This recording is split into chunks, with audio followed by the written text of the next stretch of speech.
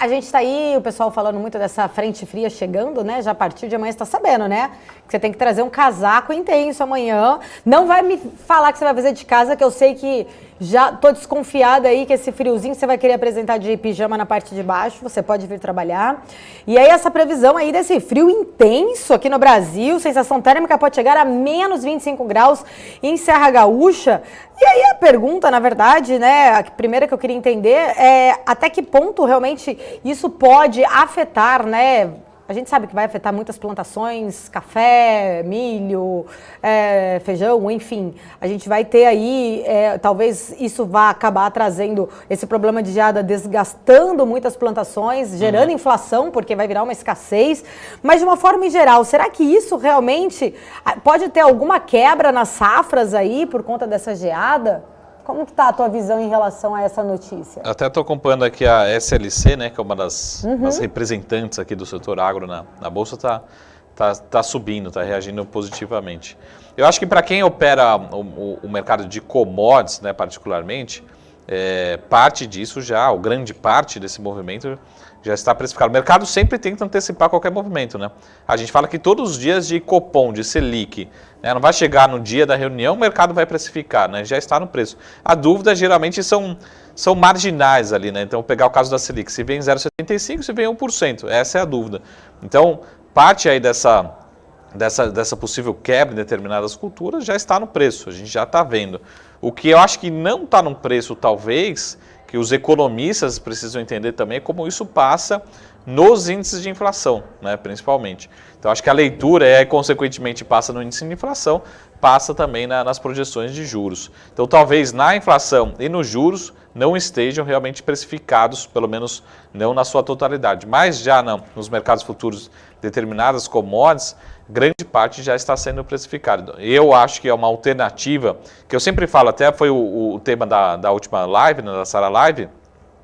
Pessoal, em grandes ciclos de inflação, né, até eu dei uma sugestão de leitura nesse final de semana, né, lembrando ali das hiperinflações ali no período entre guerras, entre a Alemanha foi o grande destaque de inflação, né, entre guerras, Primeira e Segunda Guerra, depois a gente teve a Hungria, nós tivemos alguns casos, né, de superinflação, e sempre quando a gente olha para a história, né, do mercado financeiro, tem alguns poucos ativos que conseguem entregar retornos reais, né, ou seja, acima da inflação, em períodos, né, de maior inflação um pouco incomodando.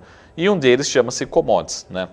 Então você pode operar ou commodities diretamente ou ser acionista realmente de uma empresa de commodities também, é uma das alternativas. Então acho que você tem que ter no seu portfólio, se você está tão preocupado assim com a inflação, Marco, a inflação nos Estados Unidos não vai ser tão transitória, vai ficar por maior tempo. Aqui no Brasil, a geada pode incomodar. Você pode operar no mercado futuro, mas acho que uma das alternativas também é ter ações de empresas de commodities para surfar esse momento. Mas no curto prazo, e olhando para a história, se a história se repetir, se for uma inflação um pouco mais longa, os ativos reais, né, os ativos de commodities, eles tendem a proteger pelo menos da inflação nesse cenário. Então, eu acho que não está no preço, principalmente de inflação e de juros. Tá?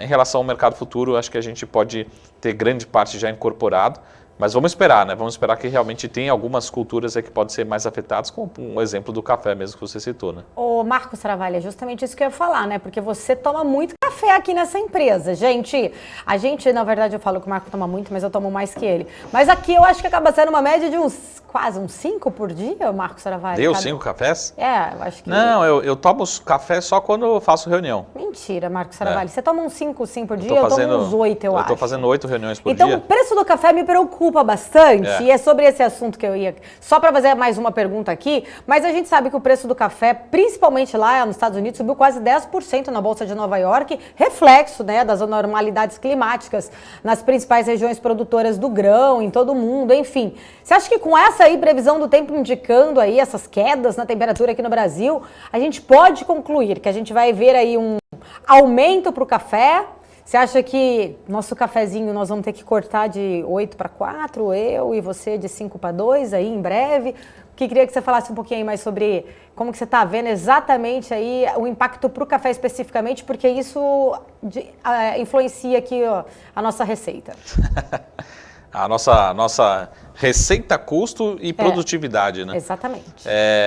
Senão a gente vai ter que, o que os economistas chamam, procurar de bens substitutos, né? Então, assim, o que seria o substituto do café, né? É difícil encontrar, né? Com as mesmas características. Nos mesmos preços, né? O que seria um substituto? Mas, na minha opinião, eu acho que não está... Água de graça.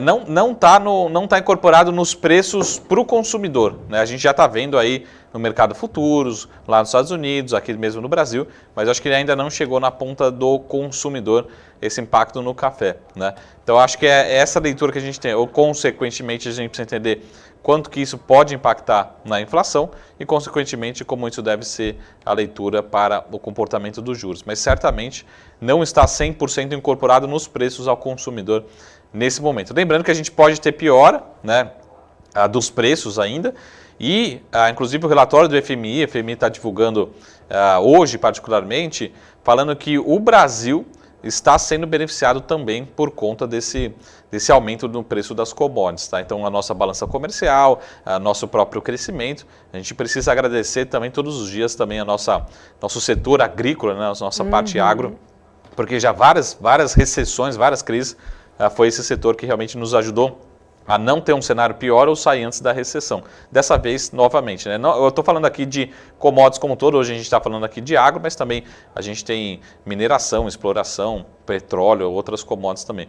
Mas o agro, pelo preço, que eu sempre falo, o preço ele é muito importante também para trazer melhores rentabilidades e melhores margens, enfim, melhor lucratividade para o setor como um todo. Então, acho que vale a pena deixar no radar o setor inteiro. E na Bolsa, a gente tem tanto ações de commodities diretamente, né, de agro, como é o caso aqui da CLC, um exemplo, mas a gente tem outras empresas paralelas que devem se beneficiar, como, por exemplo, até uma empresa como o Kepler Weber, que ela faz sistemas de armazenagem, a gente tem a própria Randon, que pode ser uma empresa que também deve ser beneficiada por essa recuperação, né, ou esse momento do setor agrícola. Então a gente pode ter talvez o impacto no volume sendo compensado, olhando para a balança comercial, sendo compensado bastante pelo nível atual de preços, tá? Então acho que vale a pena deixar no radar, mas para o consumidor eu acho que infelizmente ainda não chegou, pelo menos a totalidade não chegou na ponta do consumidor. Vamos ter aumentos de preços aí, infelizmente, em determinados produtos ainda, né?